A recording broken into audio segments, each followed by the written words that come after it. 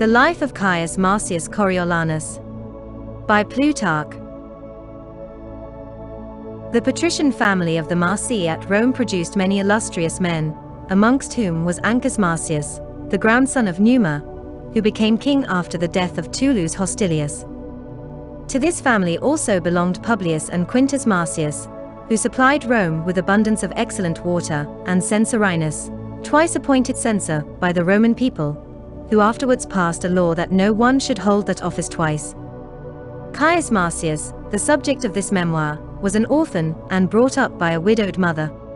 He proved that, hard though the lot of an orphan may be, yet it does not prevent a man's becoming great and distinguished, and that the bad alone allege it as an excuse for an intemperate life. He also proves to us that a naturally noble nature, if it be not properly disciplined, will produce many good and bad qualities together, just as a rich field, if not properly tilled, will produce both weeds and good fruit. The immense energy and courage of his mind used to urge him to attempt and to perform great exploits, but his harsh and ambitious temper made it difficult for him to live on friendly terms with his companions. They used to admire his indifference to pleasure and pain, and his contempt for bribes, but in politics they were angered by his morose and haughty manner, too proud for a citizen of a republic. Indeed, there is no advantage to be gained from a liberal education so great as that of softening and disciplining the natural ferocity of our disposition, by teaching it moderation, and how to avoid all extremes. However, at that period warlike virtues were valued above all others at Rome, which is proved by the Romans possessing only one word for virtue and for bravery, so that virtue, a general term, is applied by them to the particular form, courage. Marcius, having an especial passion for war, was familiar from childhood with the use of arms. Reflecting that artificial weapons are of little use without a body capable of wielding them, he so trained himself for all possible emergencies, that he was both able to run swiftly and also to grapple with his foe so strongly that few could escape from him. Those who entered into any contest with him, when beaten, used to ascribe their defeat to his immense bodily strength, which no exertions could tire out.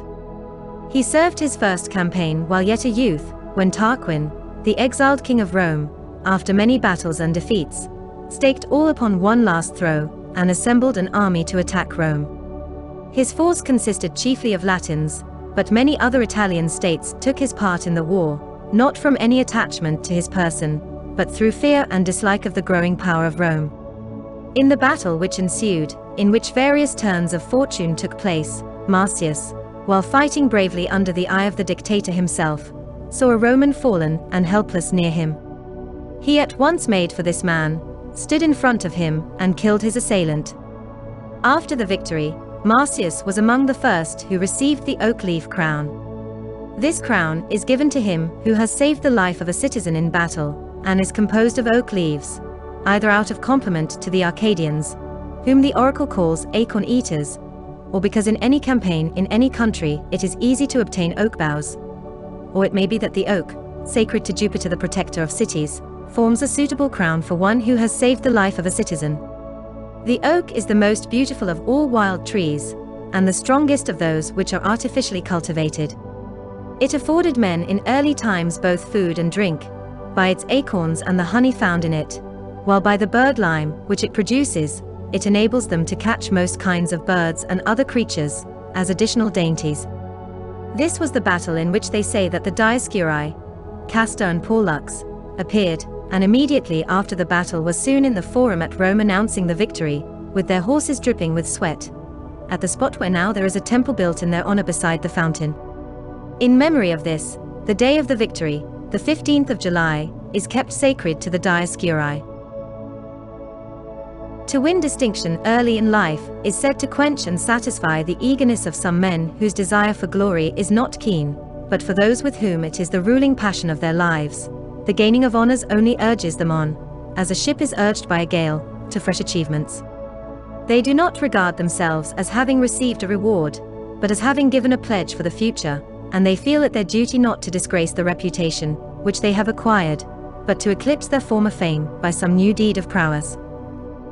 Marcius, feeling this, was ever trying to surpass himself in valor, and gained such prizes and trophies that the later generals under whom he served were always striving to outdo the former ones in their expressions of esteem for him, and their testimony to his merits. Many as were the wars in which Rome was then engaged, Marcius never returned from any without a prize for valor, or some especial mark of distinction. Other men were brave in order to win glory, but Marcius won glory in order to please his mother.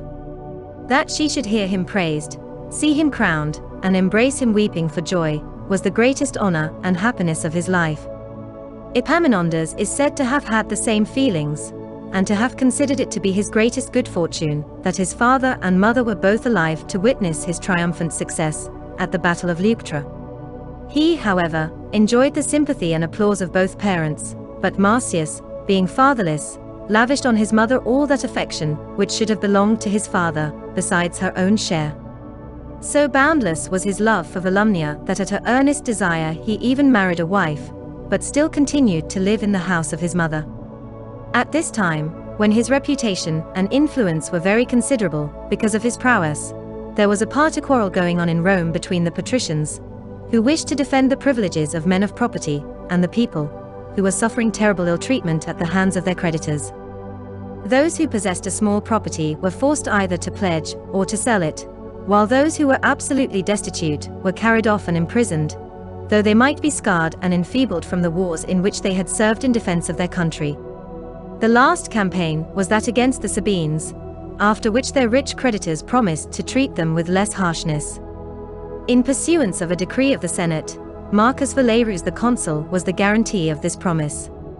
But when, after serving manfully in this campaign and conquering the enemy, they met with no better treatment from their creditors, and the Senate seemed unmindful of its engagements, allowing them to be imprisoned and distresses to be levied upon their property as before, there were violent outbreaks and riots in the city.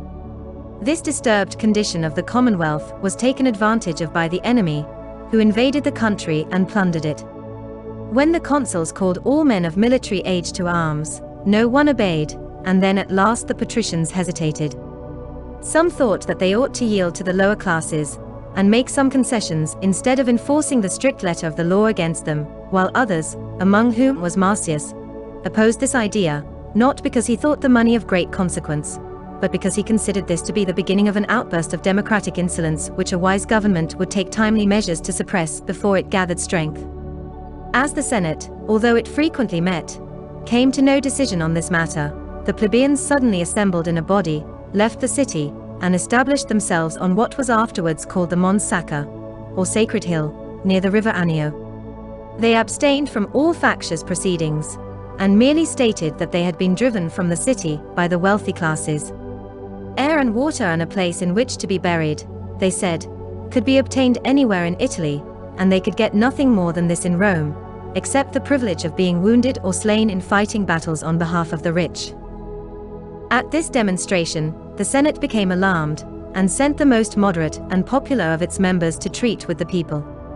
The spokesman of this embassy was Menenius Agrippa, who, after begging the plebeians to come to terms, and pleading the cause of the Senate with them, wound up his speech by the following fable. Once upon a time, said he, all the members revolted against the belly, reproaching it with lying idle in the body, and making all the other members work in order to provide it with food, but the belly laughed them to scorn, saying that it was quite true that it took all the food which the body obtained, but that it afterwards distributed it among all the members.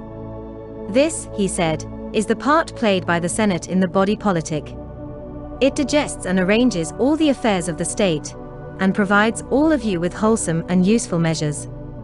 Upon this they came to terms, after stipulating that 5 men should be chosen to defend the cause of the people, who are now known as tribunes of the people.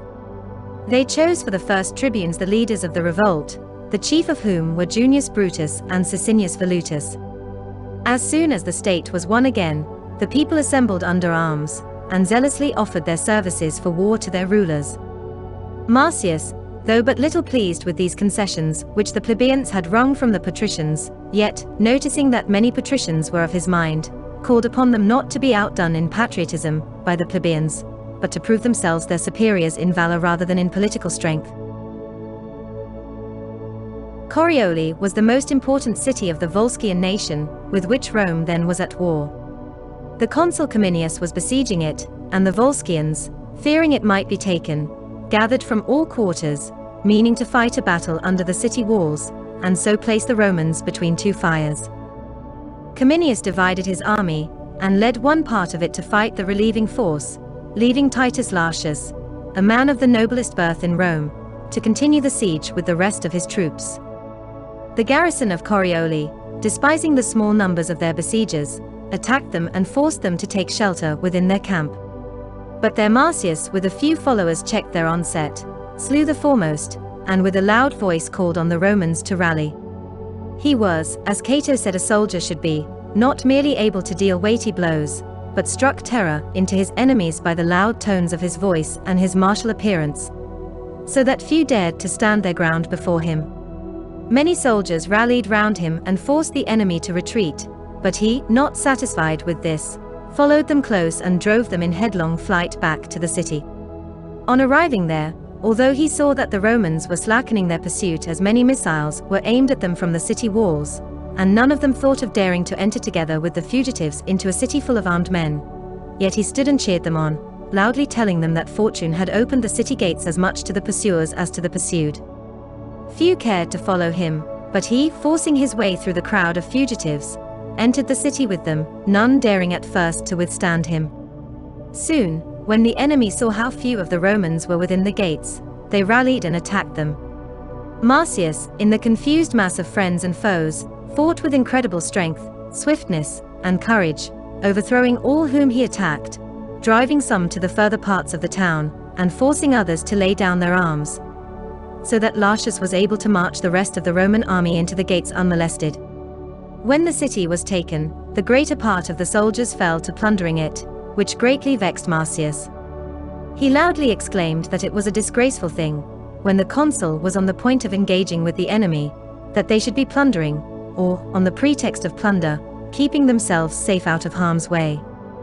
Few paid any attention to him, but with those few he marched on the track of the main body, frequently encouraging his followers to greater speed, and not to give way to fatigue, and frequently praying to heaven that he might not come too late for the battle, but arrive in time to share the labors and perils of his countrymen. There was at that time a custom among the Romans, when they were drawn up in order of battle, ready to take their shields in their hands, and to gird themselves with the trabea, to make their will verbally, naming their heir in the presence of 3 or 4 witnesses.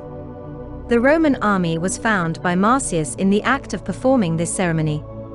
At first some were alarmed at seeing him appear with only a few followers, covered with blood and sweat, but when he ran joyously up to the consul and told him that Corioli was taken, Cominius embraced him, and all the ranks took fresh courage, some because they heard, and others because they guessed the glorious news. They eagerly demanded to be led to battle. Marcius now inquired of Cominius how the enemy's line of battle was arranged, and where it was strongest. When the consul answered that he believed that the men of Antium, the proudest and bravest troops of the Volscians, were posted in the center, he answered, "I beg of you, place us opposite to those men." The consul, filled with admiration for his spirit, placed him there.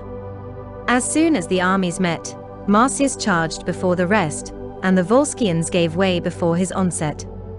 The center, where he attacked, was quite broken, but the ranks on either side wheeled round and surrounded him, so that the consul feared for his safety, and dispatched the choicest of his own troops to his aid. They found a hot battle raging round Marcius, and many slain, but by the shock of their charge they drove off the enemy in confusion. As they began to pursue them, they begged Marcius, now weary with toil and wounds, to retire to the camp, but he, saying that it was not for victors to be weary, joined in the pursuit. The rest of the Volscian army was defeated, many were slain, and many taken. On the next day Lartius and the rest joined the consul. He ascended a rostrum, and after returning suitable thanks to heaven for such unexampled successes, turned to Marcius. First he praised his conduct in the highest terms, having himself witnessed some part of it, and having learned the rest from Lartius. Next, as there were many prisoners, horses, and other spoil, he bade him, before it was divided, choose a 10th part for himself. He also presented him with a horse and trappings, as a reward for his bravery.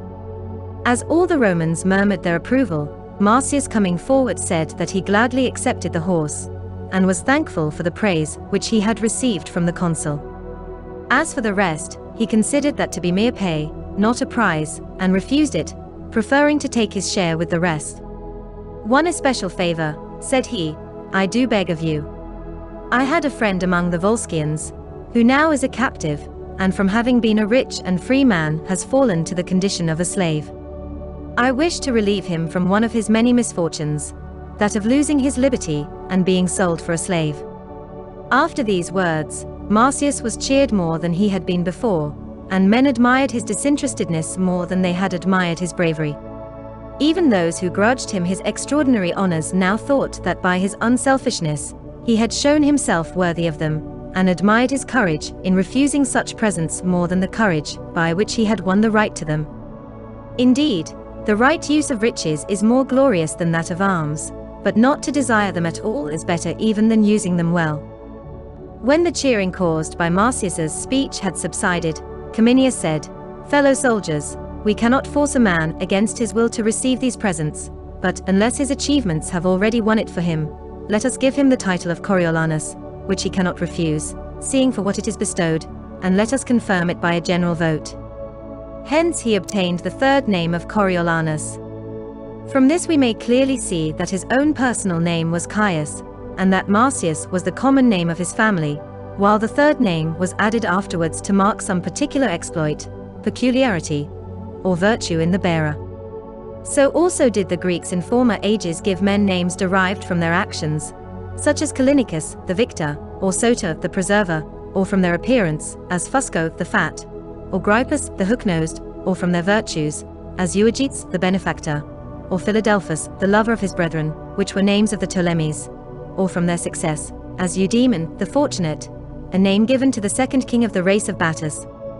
Some princes have even had names given them in jest, as Antigonus was called Docen, the promiser, and Ptolemy Lathyrus, the vetch. The Romans used this sort of name much more commonly, as for instance they named one of the Metelli Diadematus, or wearer of the diadem, because he walked about for a long time with his head bound up, because of a wound in the forehead.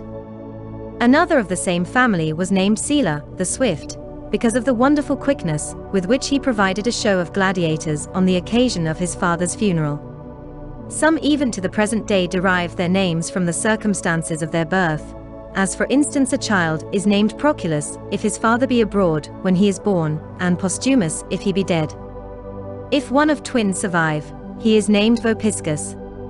Of names taken from bodily peculiarities they use not only Sulla, the pimply, Niger, the swarthy, Rufus, the red-haired, but even such as Caecus, the blind, and Claudius, the lame, wisely endeavoring to accustom men to consider neither blindness nor any other bodily defect to be any disgrace or matter of reproach, but to answer to these names as if they were their own.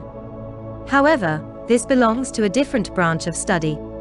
When the war was over, the popular orators renewed the party quarrels, not that they had any new cause of complaint, or any just grievance to proceed upon, but the evil result, which had necessarily been produced by their former riotous contests, were now made the ground of attacks on the Patricians. A great part of the country was left unsown and untilled, while the war gave no opportunities for importation from other countries. The demagogues, therefore, seeing that there was no corn in the market, and that even if there had been any, the people were not able to buy it, spread malicious accusations against the rich, saying that they had purposely produced this famine in order to pay off an old grudge against the people. At this juncture ambassadors arrived from the town of Velitri, who delivered up their city to the Romans, desiring that they would send some new inhabitants to people it, as a pestilence had made such havoc among the citizens that there was scarcely a tenth part of them remaining alive. The wiser Romans thought that this demand of the people of Velitri would confer a most seasonable relief on themselves, and would put an end to their domestic troubles, if they could only transfer the more violent partisans of the popular party thither, and so purge the state of its more disorderly elements. The consuls accordingly chose out all these men, and sent them to colonize Velitri, and enrolled the rest for a campaign against the Volsci, that they might not have leisure for revolutionary plottings, but that when they were all gathered together, rich and poor, patrician and plebeian alike, to share in the common dangers of a camp, they might learn to regard one another with less hatred and ill will. But Sicinius and Brutus, the tribunes of the people, now interposed, crying aloud that the consuls were veiling a most barbarous action under the specious name of sending out colonists. They were dispatching many poor men to certain destruction by transporting them to a city whose air was full of pestilence and the stench from unburied corpses, where they were to dwell under the auspices of a god who was not only not their own, but angry with them. And after that, as if it was not sufficient for them that some of the citizens should be starved, and others be exposed to the plague, they must needs plunge wantonly into war, in order that the city might suffer every conceivable misery at once, because it had refused any longer to remain in slavery to the rich. Excited by these speeches, the people would not enroll themselves as soldiers for the war, and looked with suspicion on the proposal for the new colony. The Senate was greatly perplexed, but Marcius, now a person of great importance and very highly thought of in the state, began to place himself in direct opposition to the popular leaders, and to support the Patrician cause. In spite of the efforts of the demagogues, a colony was sent out to Velletri, those whose names were drawn by lot being compelled by heavy penalties to go thither. But as the people utterly refused to serve in the campaign against the Volskians, Marcius made up a troop of his own clients, with which and what others he could persuade to join him. He made an inroad into the territory of Antium. Here he found much corn, and captured many prisoners and much cattle. He kept none of it for himself, but returned to Rome with his troops loaded with plunder. This caused the others to repent of their determination, when they saw the wealth which these men had obtained, but it embittered their hatred of Marcius, whom they regarded as gaining glory for himself at the expense of the people. Shortly after this, however, Marcius stood for the consulship, and then the people relented and felt ashamed to affront such a man, first in arms as in place, and the author of so many benefits to the state. It was the custom at Rome for those who were candidates for any office to address and ingratiate themselves with the people, going about the forum in a toga without any tunic underneath it, either in order to show their humility by such a dress, or else in order to display the wounds which they had received in token of their valor. At that early period there could be no suspicion of bribery, and it was not for that reason that the citizens wished their candidates to come down among them ungirt and without a tunic. It was not till long afterwards that votes were bought and sold, and that a candidature became an affair of money. This habit of receiving bribes, when once introduced, spread to the courts of justice and to the armies of the Commonwealth, and finally brought the city under the despotic rule of the emperors, as the power of arms was not equal to that of money. For it was well said that he who first introduced the habit of feasting and bribing voters ruined the constitution. This plague crept secretly and silently into Rome, and was for a long time undiscovered. We cannot tell who was the first to bribe the people, or the courts of law at Rome. At Athens it is said that the first man who gave money to the judges for his acquittal was Anytus the son of Anthemion, when he was tried for treachery at Pylos towards the end of the Peloponnesian War, a period when men of uncorrupted simplicity and virtue were still to be found in the forum at Rome. Marcius displayed many scars, gained in the numerous battles in which for 17 years in succession he had always taken a prominent part. The people were abashed at these evidences of his valor, and agreed among themselves that they would return him as consul.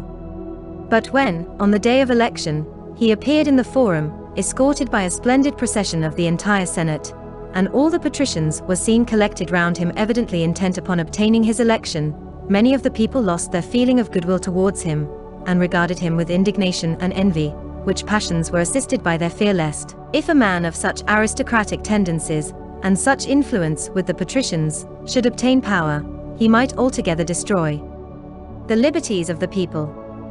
For these reasons they did not elect Marcius. When two persons had been elected consuls, the Senate was much irritated, considering that it, rather than its candidate Marcius, had been insulted, while he was much enraged, and could not bear his disgrace with any temper or patience, being accustomed always to yield to the more violent and ferocious emotions as being the more spirited course, without any mixture of gravity and self-restraint, virtues so necessary for political life. He had never learned how essential it is for one who undertakes to deal with men, and engage in public business, to avoid above all things that self-will which, as Plato says, is of the family of solitude, and to become long-suffering and patient, qualities which some foolish people hold very cheap. Marcius, plain and straightforward, thinking it to be the duty of a brave man to bear down all opposition, and not reflecting that it is rather a sign of weakness and feebleness of mind to be unable to restrain one's passion, flung away in a rage, bitterly irritated against the people. The young aristocracy of Rome, who had ever been his fast friends, now did him an ill service by encouraging and exasperating his anger by their expressions of sympathy, for he was their favorite leader and a most kind instructor in the art of war when on a campaign, as he taught them to delight in deeds of prowess without envying and grudging one another their proper meed of praise. While this was the state of affairs at Rome, a large amount of corn arrived there, some of which had been bought in Italy, but most of it sent as a present from Sicily by Gelon the despot, which gave most men hopes that the famine would come to an end and that the quarrel between the patricians and plebeians would, under these improved circumstances, be made up. The Senate at once assembled, and the people eagerly waited outside the doors of the Senate house, expecting and hoping that prices would be lowered, and that the present of corn would be distributed gratis among them, and indeed some of the senators advised the adoption of that course.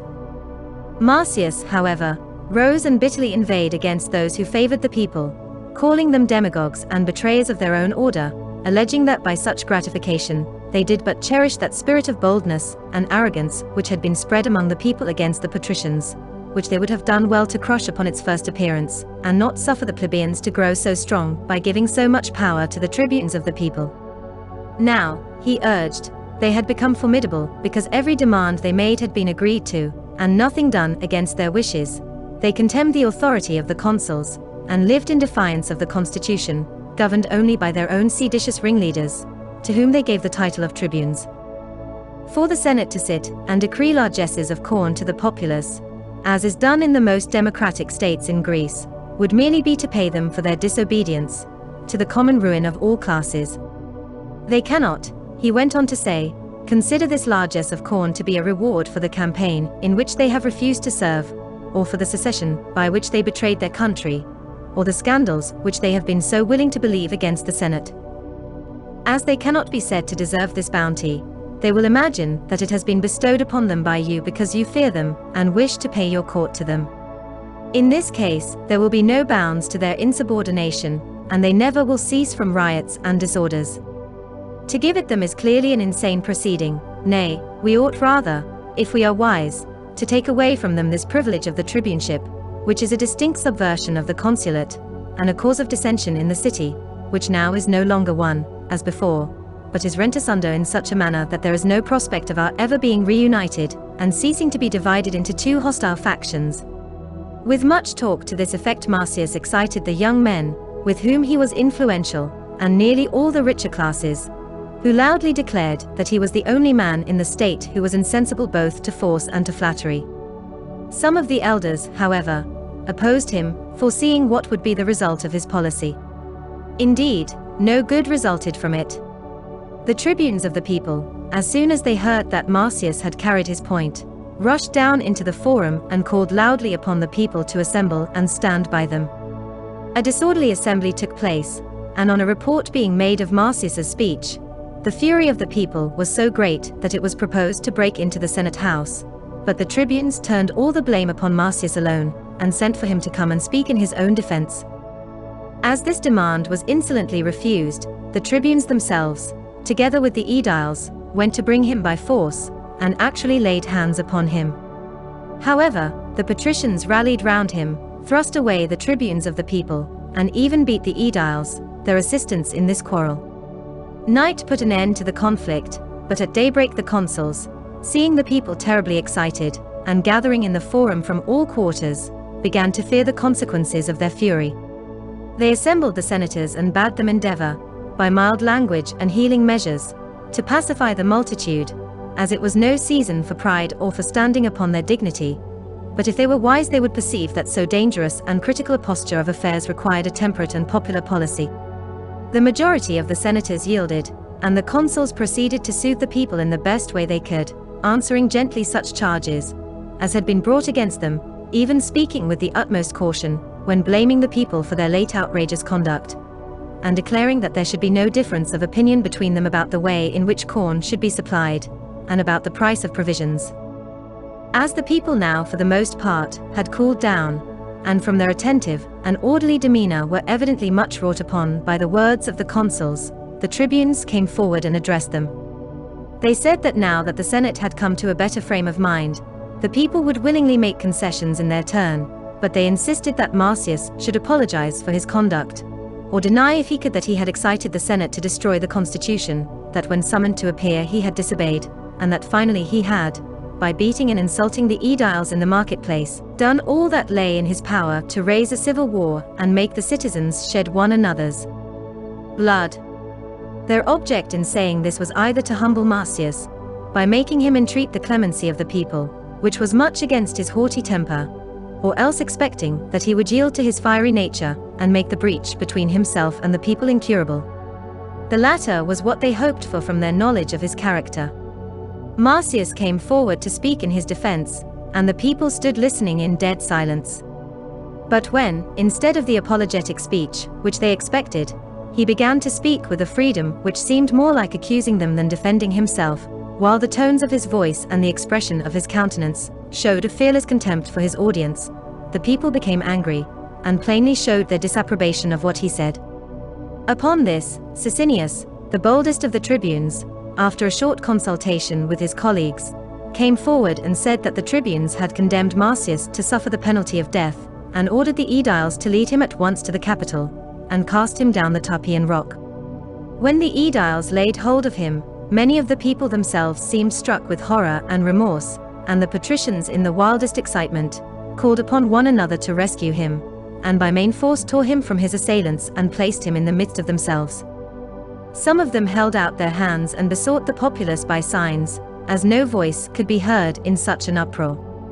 At last the friends and relations of the tribunes, seeing that it was impossible to carry out their sentence on Marcius without much bloodshed, persuaded them to alter the cruel and unprecedented part of the sentence, and not to put him to death by violence, or without a trial, but to refer the matter to the people, to be voted upon by them.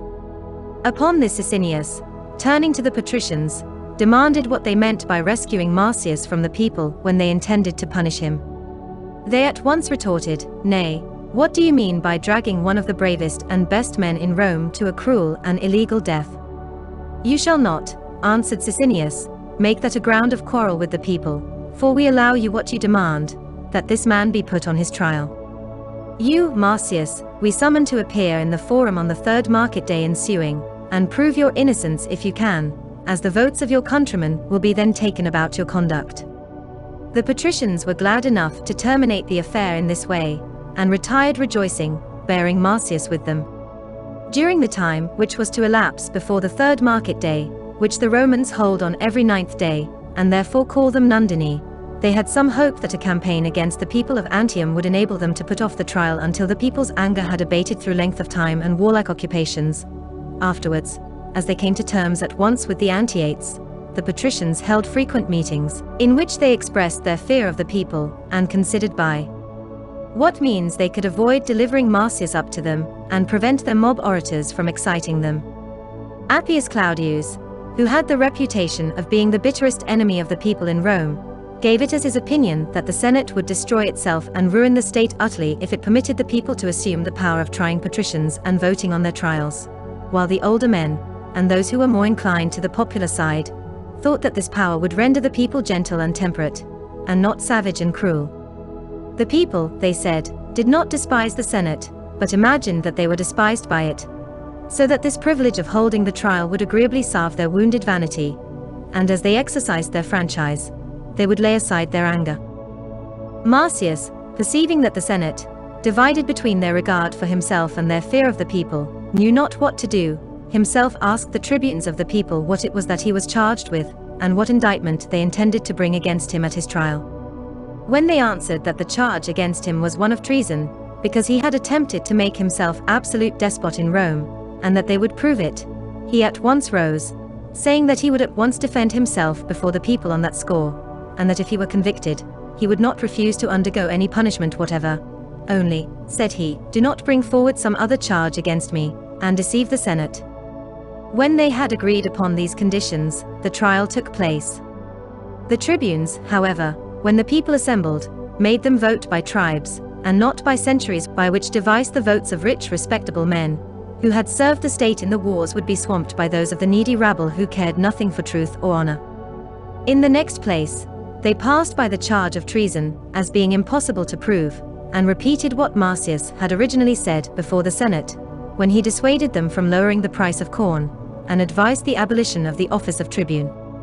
A new count in the indictment was that he had not paid over the money raised by the sale of the plunder after his expedition against Antium, but had divided it among his own followers.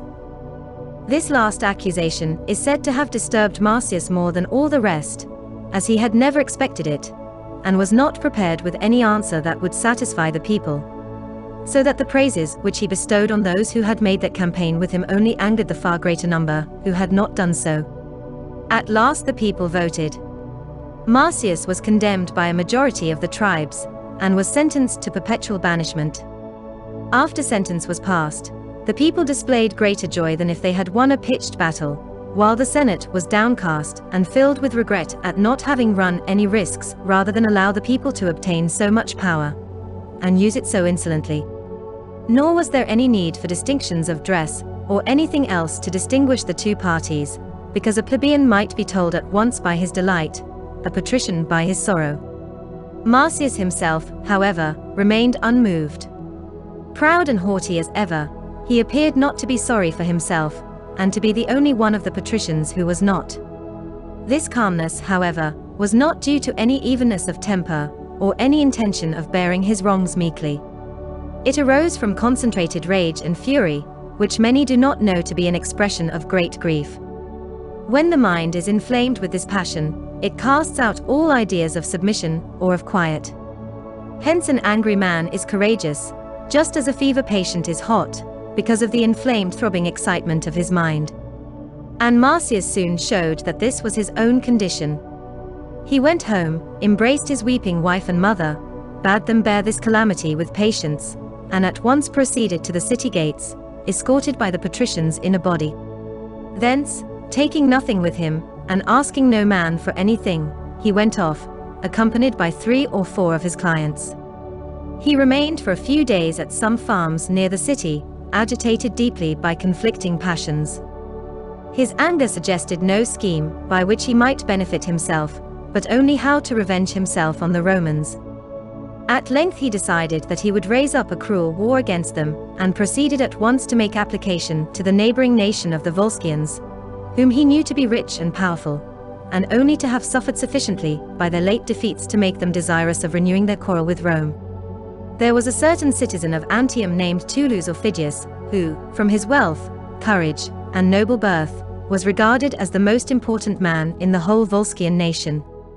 Marcius knew that this man hated him more than any other Roman, for in battle they had often met, and by challenging and defying one another, as young warriors are wont to do, they had, in addition to their national antipathy, gained a violent personal hatred for one another. In spite of this, however, knowing the generous nature of Tullus, and longing more than any Volscian to requite the Romans for their treatment, he justified the verses. "'Tis hard to strive with rage, which though life's the forfeit, gains its way." He disguised himself as completely as he could, and like Ulysses, into the city of his foes he came. It was evening when he entered Antium, and although many met him, no one recognized him. He went to Tullus's house, and entering, sat down by the hearth in silence, with his head wrapped in his cloak. The domestics, astonished at his behavior, did not dare to disturb him, as there was a certain dignity about his appearance and his silence, but went and told Tullus, who was at supper, of this strange incident. Tullus rose, went to him, and inquired who he was and what he wanted. Then at length Marcius uncovered his face, and after a short pause, said, "If you do not recognize me, Tullus, or if you do not believe your eyes, I must myself tell you who I am. I am Caius Marcius, who has wrought you and the Volskians more mischief than any one else, and who, lest I should deny this, have received the additional title of Coriolanus. This I cannot lose. Everything else has been taken from me by the envious spite of the people, and the treacherous remissness of the upper classes.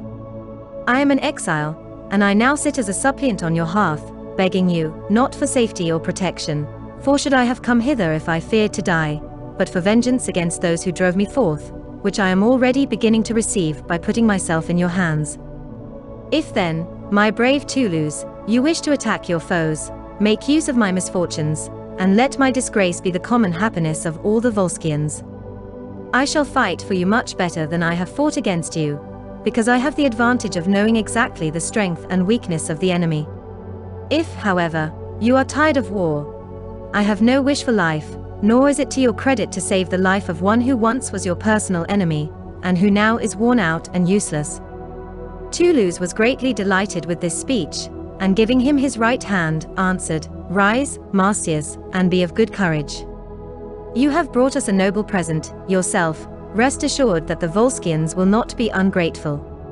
He then feasted Marcius with great hospitality, and for some days they conferred together as to the best method of carrying on the war.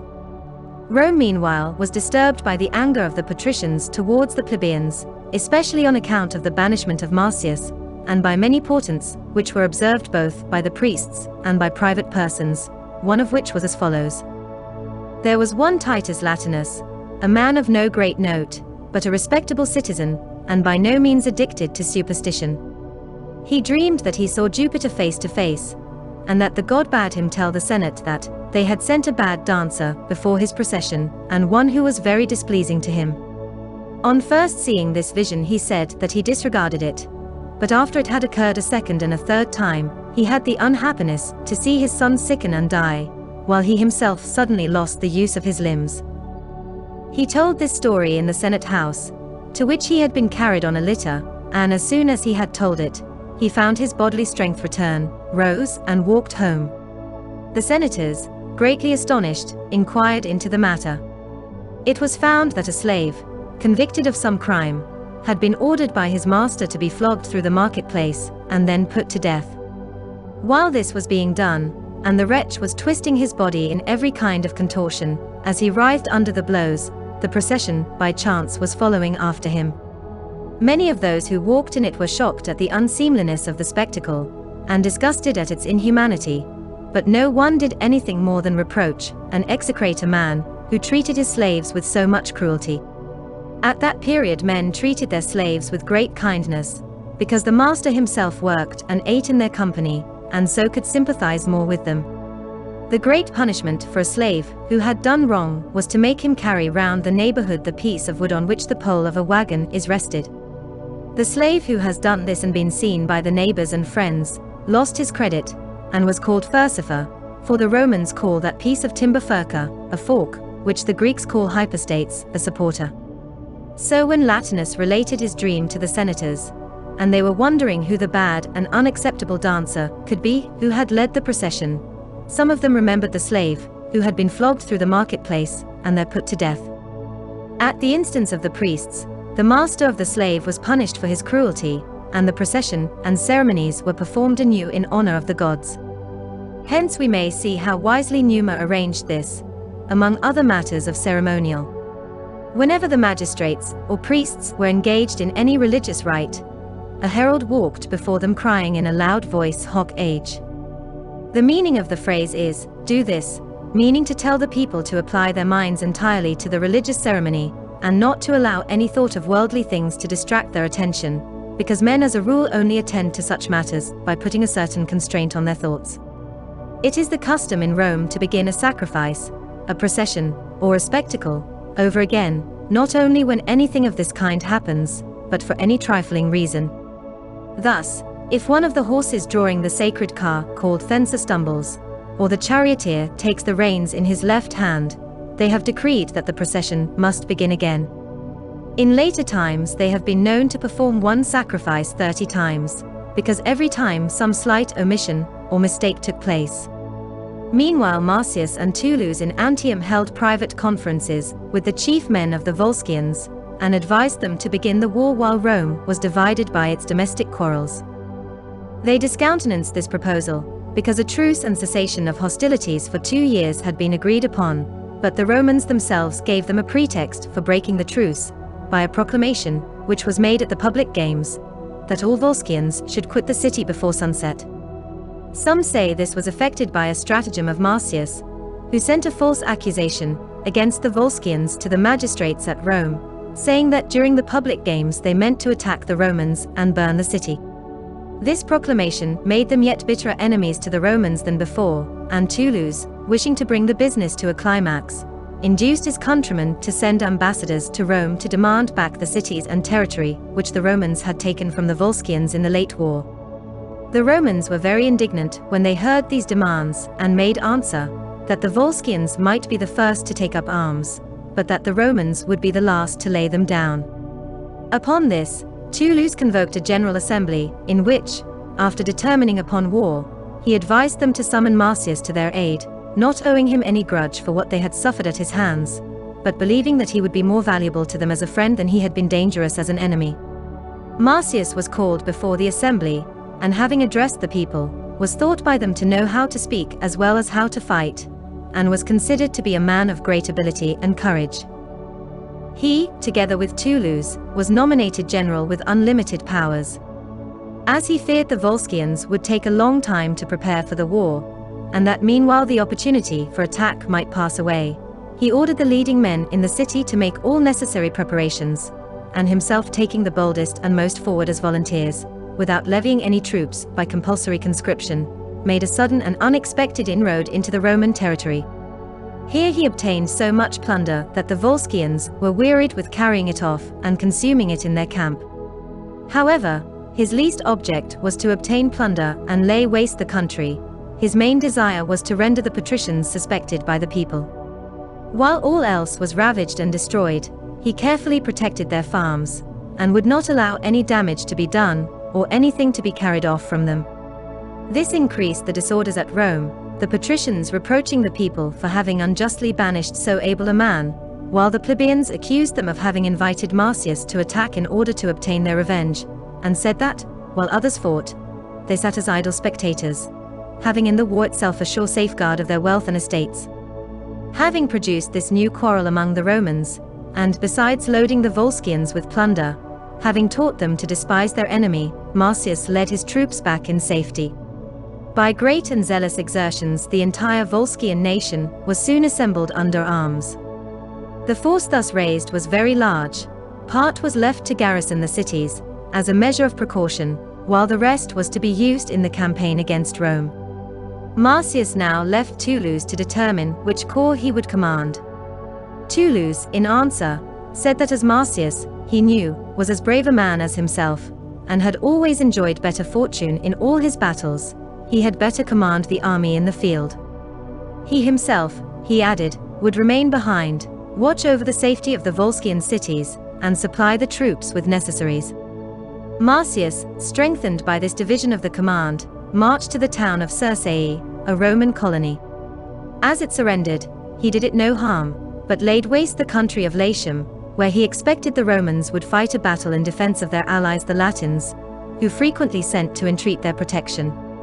But at Rome the people were unwilling to fight, and the consuls were just at the expiry of their term of office, so that they did not care to run any risks, and therefore rejected the appeals of the Latins. Marcius now led his troops against the Latian cities, Tellurium, Labasae, Pedum, and Bola, all of which he took by storm, sold the inhabitants for slaves, and plundered the houses. Those cities, however, which voluntarily came to his side he treated with the utmost consideration, even pitching his camp at a distance, for fear they might be injured by the soldiery against his will, and never plundering their territory. When at last he took Boli, a town not more than 12 miles from Rome, obtaining immense booty and putting nearly all the adult inhabitants to the sword, then not even those Volskians, who had been appointed to garrison the cities, would any longer remain at their posts, but seized their arms and joined the army of Marcius, declaring that he was their only general, and that they would recognize no other leader. His renown and glory spread throughout all Italy, and all men were astonished that one man, by changing sides, should have produced so great a change. The affairs of Rome were in the last disorder, the people refusing to fight, while internal quarrels and seditious speeches took place daily, until news came that Lavinium was being invested by the enemy.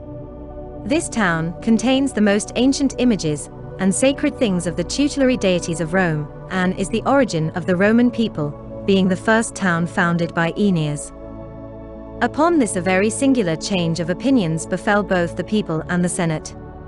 The people were eager to annul their sentence against Marcius, and to beg him to return, but the Senate, after meeting and considering this proposal, finally rejected it, either out of a mere spirit of opposition to anything proposed by the people, or because they did not wish him to return by favor of the people, or it may be because they themselves were now angry with him for having shown himself the enemy of all classes alike, although he had only been injured by one, and for having become the avowed enemy of his country, in which he knew that the best and noblest all sympathized with him, and had suffered along with him. When this resolution was made known to the people, they were unable to proceed to vote, or to pass any bill on the subject, without a previous decree of the Senate. Marcius, when he heard of this, was more exasperated than ever. He raised his siege of Lavinium, marched straight upon Rome, and pitched his camp 5 miles from the city, at the place called Fosse Cluilii.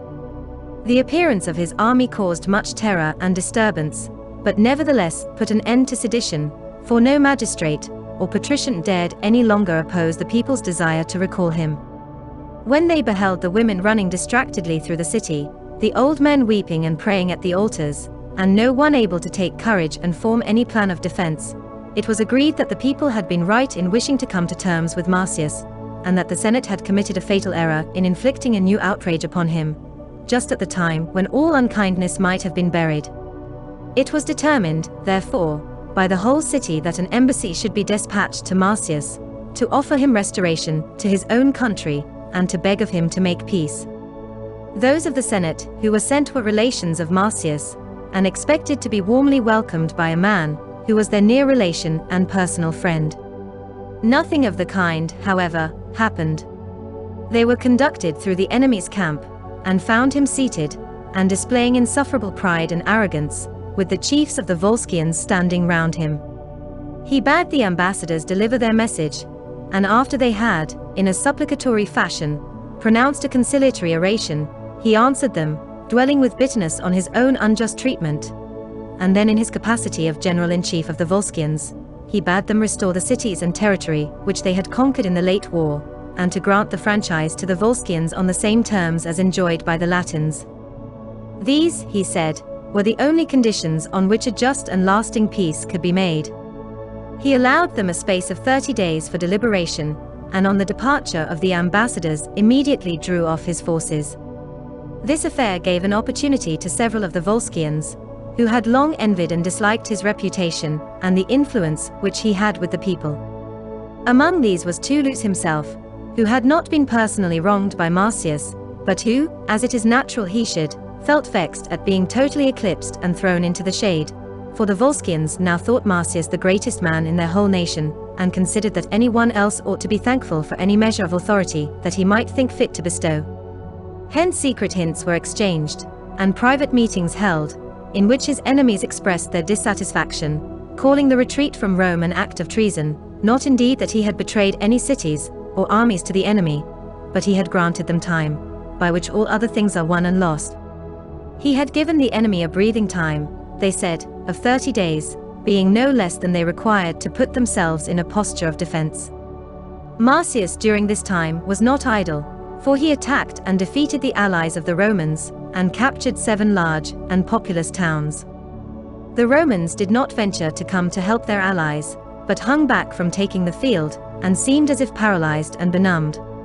When the term had expired, Marcius presented himself a second time before Rome, with his entire army.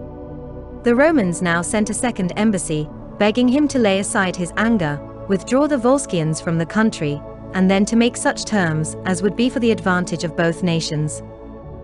The Romans, they said, would yield nothing to fear, but if he thought that special concessions ought to be made to the Volskians, they would be duly considered if they laid down their arms. To this Marcius answered that, as general of the Volskians, he could give them no answer, but that as one who was still a citizen of Rome he would advise them to adopt a humbler frame of mind, and come to him in 3 days with a ratification of his proposals. If they should come to any other determination, he warned them that it would not be safe for them to come to his camp again with empty words. When the ambassadors returned, and the Senate heard their report, they determined in this dreadful extremity to let go their sheet anchor. They ordered all the priests, ministers, and guardians of the sacred mysteries, and all the hereditary prophets who watched the omens given by the flight of birds, to go in procession to Marcius, dressed in their sacred vestments, and beseech him to desist from the war, and then to negotiate conditions of peace between his countrymen and the Volscians. Marcius received the priests in his camp, but relaxed nothing of his former harshness, bidding the Romans either accept his proposals or continue the war. When the priests returned, the Romans resolved in future to remain within the city, repulse any assault which might be made on the walls, and trust to time and fortune, as it was evident that they could not be saved by anything that they could do. The city was full of confusion, excitement, and panic terror, until there happened something like what is mentioned in Homer, but which men as a rule are unwilling to believe. He observes that on great and important occasions, Athene placed a thought within his mind. And again, but some one of th immortals changed my mind, and made me think of what the folk would say. And because he thought it, or because the god commanded him to do so. Men despise the poet, as if, in order to carry out his absurd mythological scheme, he denied each man his liberty of will. Now Homer does nothing of this kind, for whatever is reasonable and likely he ascribes to the exercise of our own powers, as we see in the common phrase. But I reflected in my mighty soul. And thus spoke he, but the son of Peleus raged. Divided was his soul within his breast. And again, but she persuaded not. The wise Bellerophon, of noble mind. But in strange and unlikely actions, where the actors must have been under the influence of some supernatural impulse, he does speak of the god not as destroying, but as directing the human will, nor does the god directly produce any decision, but suggests ideas which influence that decision. Thus the act is not an involuntary one, but opportunity is given for a voluntary act, with confidence and good hope superadded. For either we must admit that the gods have no dealings and influence at all with men, or else it must be in this way that they act when they assist and strengthen us, not of course by moving our hands and feet, but by filling our minds with thoughts and ideas which either encourage us to do what is right, or restrain us from what is wrong. At Rome at this time the women were praying in all the temples, especially in that of Jupiter in the Capitol, where the noblest ladies in Rome were assembled. Among them was Valeria, the sister of the great Poplicola, who had done such great services to the state both in peace and war. Poplicola died some time before, as has been related in his life, but his sister was held in great honor and esteem in Rome, as her life did credit to her noble birth. She now experienced one of the divine impulses of which I have spoken, and inspired by heaven to do what was best for her country, rose and called on the other ladies to accompany her to the house of Volumnia, the mother of Marcius. On entering, and finding her sitting with her daughter-in-law, nursing the children of Marcius, Valeria placed her companions in a circle round them, and spoke as follows: Volumnia, and you, Virgilia, we have come to you, as women to women, without any decree of the Senate, or instructions from a magistrate, but heaven, it would appear, has heard our prayers, and has inspired us with the idea of coming hither to beg of you to save our countrymen, and to gain for yourselves greater glory than that of the Sabine women, when they reconciled their husbands and their fathers. Come with us to Marcius, join us in supplicating him for mercy, and bear an honorable testimony to your country, that it never has thought of hurting you, however terribly it has been injured by Marcius, but that it restores you to him uninjured, although possibly it will gain no better terms by so doing. When Valeria had spoken thus, the other women applauded, and Volumnia answered in the following words: My friends, besides those sufferings which all are now undergoing, we are especially to be pitied. We have lost the glory and goodness of our Marcius, and now see him more imprisoned in than protected by the army of the enemy. But the greatest misfortune of all is that our country should have become so weak as to be obliged to rest its hopes of safety on us. I cannot tell if he will pay any attention to us, seeing that he has treated his native country with scorn, although he used to love it better than his mother, his wife, and his children. However, take us, and make what use of us you can. Lead us into his presence, and there, if we can do nothing else, we can die at his feet supplicating for Rome. Having spoken thus, she took Virgilia and her children, and proceeded, in company with the other women, to the Volscian camp. Their piteous appearance produced, even in their enemies, a silent respect. Marcius himself was seated on his tribunal with the chief officers, and when he saw the procession of women was at first filled with amazement, but when he recognized his mother walking first, although he tried to support his usual stern composure, he was overcome by his emotion. He could not bear to receive her sitting, but descended and ran to meet her. He embraced his mother first, and longest of all, and then his wife and children, no longer restraining his tears and caresses, but completely carried away by his feelings. When he had taken his fill of embraces, perceiving that his mother desired to address him, he called the chiefs of the Volskians together, and listened to Volumnia, who addressed him as follows. You may judge, my son, by our dress and appearance, even though we keep silence, to what a miserable condition your exile has reduced us at home. Think now, how unhappy we must be, beyond all other women, when fortune has made the sight which ought to be most pleasing to us, most terrible, when I see my son, and your wife here sees her husband, besieging his native city. Even that which consoles people under all other misfortunes, prayer to the gods, has become impossible for us. We cannot beg of heaven to give us the victory and to save you, but our prayers for you must always resemble the imprecations of our enemies against Rome. Your wife and children are in such a position that they must either lose you or lose their native country. For my own part, I cannot bear to live until fortune decides the event of this war. If I cannot now persuade you to make a lasting peace, and so become the benefactor, instead of the scourge of the two nations, be well assured that you shall never assail Rome without first passing over the corpse of your mother. I cannot wait for that day on which I shall either see my countryman triumphing over my son, or my son triumphing over his country. If indeed I were to ask you to betray the Volskians and save your country, this would be a hard request for you to grant, for though it is base to destroy one's own fellow citizens, it is equally wrong to betray those who have trusted you. But we merely ask for a respite from our sufferings, which will save both nations alike from ruin, and which will be all the more glorious for the Volskians, because their superiority in the field has put them in a position to grant us the greatest of blessings, peace and concord, in which they also will share alike with us. You will be chiefly to be thanked for these blessings, if we obtain them, and chiefly to be blamed if we do not. For though the issue of war is always doubtful, this much is evident, that if you succeed, you will become your country's evil genius, and if you fail, you will have inflicted the greatest miseries on men who are your friends and benefactors, merely in order to gratify your own private spite. While Volumnia spoke thus, Marcius listened to her in silence. After she had ceased, he stood for a long while without speaking, until she again addressed him. Why art thou silent, my son? Is it honorable to make everything give way to your rancorous hatred, and is it a disgrace to yield to your mother, when she pleads for such important matters? Does it become a great man to remember that he has been ill-treated, and does it not rather become him to recollect the debt which children owe to their parents? And yet no one ought to be more grateful than you yourself, who punish ingratitude so bitterly, in spite of which, though you have already taken a deep revenge on your country for its ill-treatment of you, you have not made your mother any return for her kindness.